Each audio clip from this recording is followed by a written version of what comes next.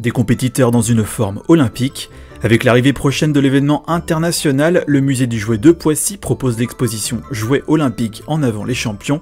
Football, équitation ou natation, plus de 150 objets retracent l'histoire des jeux et jouets sportifs entre le 19e et le 21e siècle. En France, on peut considérer que les sports arrivent deviennent un peu populaires dans les années 1900. Donc le jouet, qui est toujours en fait vraiment lié à l'évolution de la société, le jouet accompagne ce mouvement de l'évolution des sports et de leur démocratisation. Et puis ensuite, évidemment, il y a une explosion à partir des années 50-60 avec la mondialisation, avec l'hyperproduction, les possibilités aussi que donnent de nouveaux matériaux comme le plastique. Une visite conçue comme un parcours-jeu où les enfants peuvent s'identifier à l'un de ces 4 petits champions.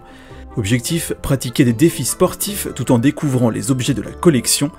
À l'occasion de cette exposition, le musée du jouet a obtenu des prêts du Musée national du sport à Nice comme ses athlètes de 1890.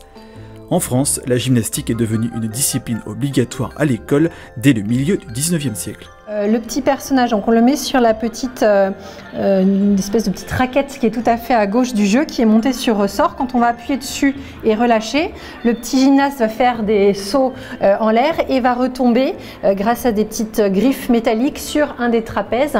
Et chaque trapèze en fait permet de gagner un certain nombre de points. Et comme porte-drapeau, les mascottes clôturent le parcours.